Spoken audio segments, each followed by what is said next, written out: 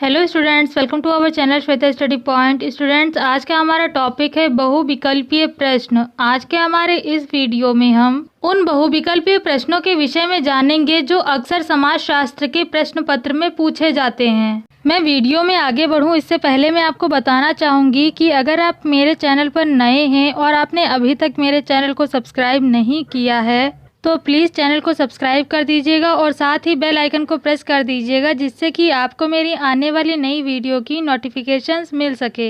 हमारा पहला बहुविकल्पीय प्रश्न यह है कि दूरबीन का आविष्कार किसने किया था? तो दूरबीन का आविष्कार गैलीलियो ने किया था। हमारा दूसरा बहुविकल्पीय प्रश्न यह है कि गुरुत्वाकर्षण के सिद्धांत के प्रतिपादक कौन थे? दूसरे शब्दों में कहें तो गुरुत्वाकर्षण का सिद्धांत किसने प्रतिपादित किया था? इसका उत्तर होगा न्यूटन। न्यूटन ने ही गुरुत्वाकर्षण के सिद्धांत को प्रतिपादित किया था। हमारा तीसरा प्रश्न यह है कि पृथ्वी सूर्य के चारों ओर घूमती है, यह कथन किसका था? इसका उत्तर होगा कोपरनिकस। पृथ्वी सूर्य के चारों ओर घूमती है, यह कथन कोपरनिकस का था। हमारा चौथा प्रश्न यह है कि राफेल कौन था? तो इसका उत्तर होगा चित्रकार। राफेल एक चित्रकार था। हमारा पांचवा बहुविकल्पीय प्रश्न यह है कि शेक्सपियर किस देश का नागरिक था?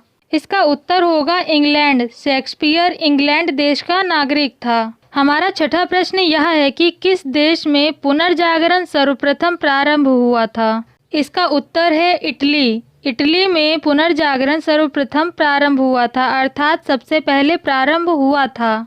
हमारा सातवां प्रश्न यह है कि मार्टिन लूथर द्वारा चलाए गए आंदोलन का क्या नाम था? इसका उत्तर है प्रोटेस्टेंट। मार्टिन लूथर द्वारा चलाए गए आंदोलन का नाम प्रोटेस्टेंट था। हमारा आठवां प्रश्न यह है कि समुद्री मार्ग से सर्वप्रथम भारत पहुंचने वाला विदेशी व्यक्ति कौन था? इसका उत्तर होगा Vasco D gamma. Vasco D gamma ऐसा पहला व्यक्ति था जो समुद्री मार्ग से भारत पहुंचा था। हमारा नवा प्रश्न है प्रोटेस्टेंट आंदोलन का नेतृत्व किसने किया था?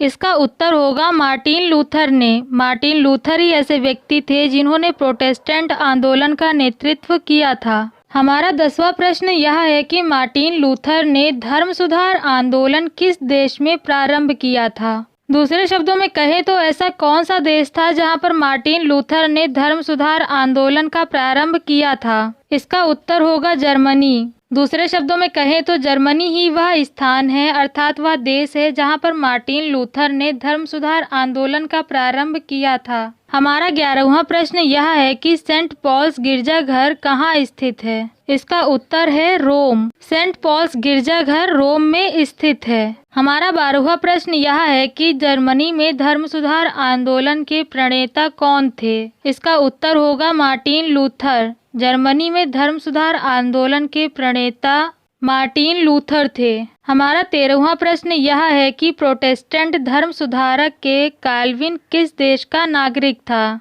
अर्थात वह कहाँ का निवासी था? इसका उत्तर होगा फ्रांस। प्रोटेस्टेंट धर्म सुधारक के काल्विन फ्रांस देश का नागरिक था। हमारा 14वां प्रश्न यह है कि स्टीम इंजन के आविष्कारकर्ता कौन थे, अर्थात स्टीम इंजन का आविष्कार किसने किया था? इसका उत्तर होगा जेम्स वॉट। दूसरे शब्दों में कहें तो जेम्स वॉट ही वे व्यक्ति थे जिन्होंने स्टीम इंजन का आविष्कार किया था। हमारा अगला प्रश्न यह है कि सिलाई मशीन के आविष्कारक कौन थे, अर्थात सिलाई मशीन का आविष्कार किसने किया था? इसका उत्तर है एलियास हो। हमारा 16वां प्रश्न यह है कि रेलगाड़ी का आविष्कार कब हुआ था? इसका उत्तर होगा 1814 ईस्वी में। दूसरे शब्दों में कहें तो 1814 ईस्वी में रेलगाड़ी का आविष्कार हुआ था। हमारा 17वां प्रश्न यह है कि चार्ल्स द्वितीय की मृत्यु कब हुई थी? इसका उत्तर होगा 1685 ईस्वी में। कहने का तात्पर्य यह है कि 1685 ईस्वी में चार्ल्स द्वितीय की मृत्यु हुई थी। हमारा अगला प्रश्न यह है कि इंग्लैंड की गौरवपूर्ण क्रांति किस राजा के समय में हुई थी? दूसरे शब्दों में कहें तो इंग्लैंड की गौरवपूर्ण क्रांति जब हुई थी तो उस समय वहां के राजा कौन थे?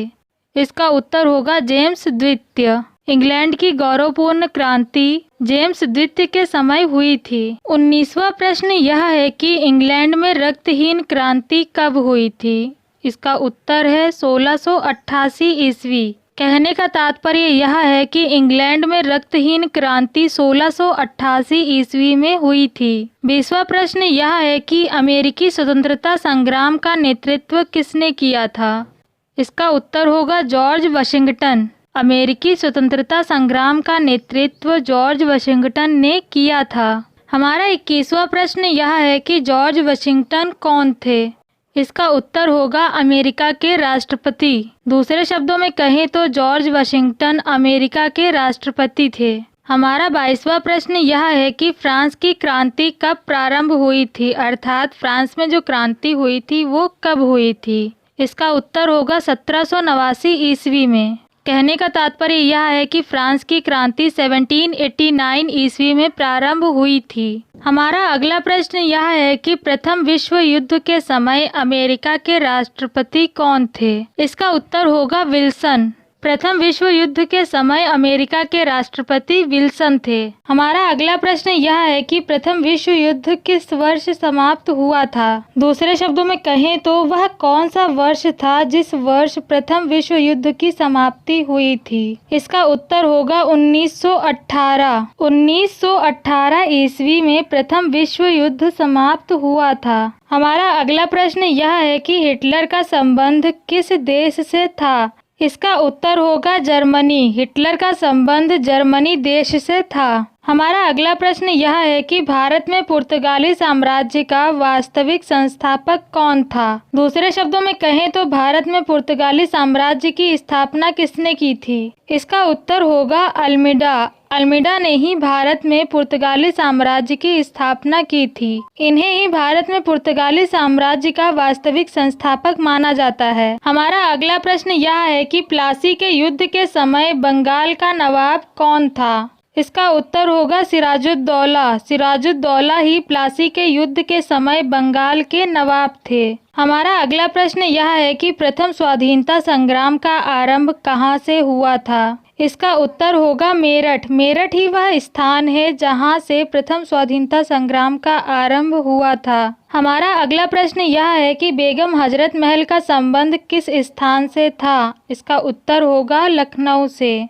बेगम हजरत महल का संबंध लखनऊ से था। हमारा 30वां प्रश्न यह है कि भारत में अंतिम मुगल सम्राट कौन था? इसका उत्तर होगा बहादुर शाह। भारत में अंतिम मुगल सम्राट बहादुर शाह थे। हमारा अगला प्रश्न यह है कि रानी अवंती बाई, जिन्होंने 1857 ईस्वी में अंग्रेजों के विरुद्ध संघर्ष किया था, वे किस राज्य की रानी थी? इसका उत्तर होगा रामगढ़। रानी अवंती बाई रामगढ़ की रानी थी। हमारा अगला प्रश्न यह है कि प्रथम स्वतंत्रता संग्राम 1857 के दौरान भारत का गवर्नर जनरल कौन था? इसका उत्तर होगा लॉर्ड डलहौजी। भारत में जब 1857 के दौरान प्रथम स्वतंत्रता संग्राम हुआ था, तब भारत का गवर्नर जनरल लॉर्ड डलहौजी था। हमारा 33वां प्रश्न यह है कि मंगल पांडे कौन थे? इसका उत्तर है मंगल पांडे भारत के प्रथम स्वतंत्रता संग्राम के सेनानी थे। दूसरे शब्दों में कहें तो भारत में जो पहला स्वतंत्रता संग्राम हुआ था, मंगल पांडे उसी स्वतंत्रता संग्राम के सेनानी थे, अर्थात सैनिक थे। 34वां प्रश्न यह है कि मंगल पांडे को फांसी कब दी गई थी? इसका उत्तर होगा 8 अप्रैल सन 1857 में। मंगल पांडे को फांसी 8 अप्रैल सन 1857 ईस्वी में दी गई थी। हमारा अगला प्रश्न यह है कि सत्यार्थ प्रकाश का संबंध किससे है? इसका उत्तर होगा आर्य समाज से।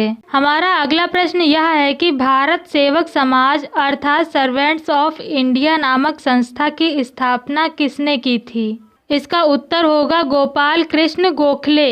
कहने का तात्पर्य यह है कि भारत सेवक समाज नामक संस्था की स्थापना गोपाल कृष्ण गोखले ने की थी। हमारा अगला प्रश्न यह है कि बंगाल का विभाजन कब हुआ था? इसका उत्तर होगा सन 1905 में। कहने का तात्पर्य यह है कि बंगाल का विभाजन सन 1905 ईस्वी में हुआ था। हमारा अगला प्रश्न यह है कि वंदे मातरम गीत के रचयिता कौन थे?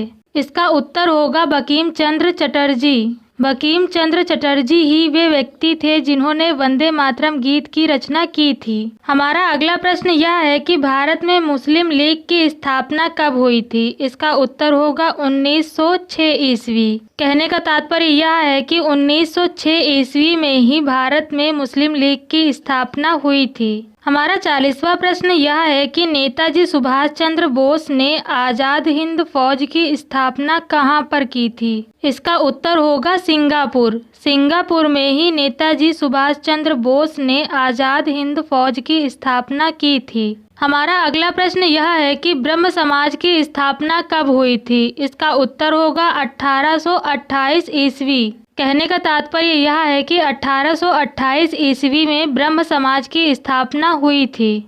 हमारा अगला प्रश्न यह है कि आधुनिक भारत का निर्माता किसे माना जाता है। इसका उत्तर है राजा राम मोहन राय। कहने का तात्पर्य यह है कि राजा राम मोहन राय ही वे व्यक्ति हैं जिन्हें आधुनिक भारत का निर्माता माना जाता है। हमारा अगला प्रश्न यह है कि ब्रह्म समाज के संस्थापक कौन थे, अर्थात ब्रह्म समाज की स्थापना किसने की थी। इसका उत्तर होगा राजा राम मोहन राय। राजा राम मोहन राय ने ही ब्रह्म समाज की स्थापना की थी। हमारा अगला प्रश्न यह है कि असहयोग आंदोलन का नेतृत्व किसने किया था। इसका उत्तर होगा महात्मा गांधी। असहयोग आंदोलन का नेतृत्व महात्मा गांधी ने किया था। हमारा अगला प्रश्न यह है कि हमारे देश का संविधान कब लागू हुआ था।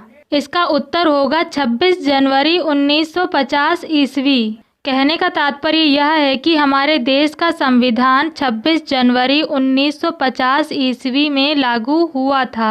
हमारा अगला प्रश्न यह है कि गांधी जी ने दांडी यात्रा क्यों की थी। दूसरे शब्दों में कहें तो वह कौन सा कारण था जिसके कारण गांधी जी ने दांडी यात्रा की थी। इसका उत्तर होगा नमक कानून को तोड़ने के लिए। कहने का तात्पर्य यह है कि गांधी जी ने नमक कानून को तोड़ने के लिए दांडी यात्रा की थी। हमारा अगला प्रश्न यह है कि भगत सिंह को फांसी कब दी गई थी। इसका उत्तर होगा 23 मार्च 1931 ईस्वी में। कहने का तात्पर्य यह है कि भगत सिंह को फांसी 23 मार्च 1931 ईस्वी में दी गई थी। हमारा 48वां प्रश्न यह है कि संविधान सभा के स्थायी अध्यक्ष कौन थे। इसका उत्तर होगा डॉक्टर राजेंद्र प्रसाद। संविधान सभा के स्थायी अध्यक्ष डॉक्टर राजेंद्र प्रसाद थे। हमारा अगला प्रश्न यह है कि मंगल पांडे को फांसी कहाँ दी गई थी। इसका उत्तर होगा बैरकपुर में। कहने का तात्पर्य यह है कि मंगल पांडे को फांसी बैरकपुर में दी गई थी। हमारा अगला प्रश्न यह है कि महात्मा गांधी ने साबरमती आश्रम की स्थापना कहाँ पर की थी। इसका उत्तर होगा अहमदाबाद में। दूसरे शब्दों में कहें तो महात्मा गांधी ने साबरमती आश्रम की स्थापना अहमदाबाद में की थी। स्टूडेंट्स, ये थे वे बहुविकल्पीय प्रश्न जो अक्सर समाजशास्त्र के प्रश्न पत्र में पूछे जाते हैं। आशा करती हूँ कि आपको मेरा वीडियो पसंद आया होगा। अगर आपको मेरा वीडियो पसंद आया हो तो वीडियो को लाइक और शेयर जरूर करें। चैनल को सब्सक्राइब करना न भूलें और साथ ही बेल आइकन को ज़रूर दबाएं जिससे कि आपको मेरी आने वाली नई वीडियो की नोटिफिकेशंस मिल सके।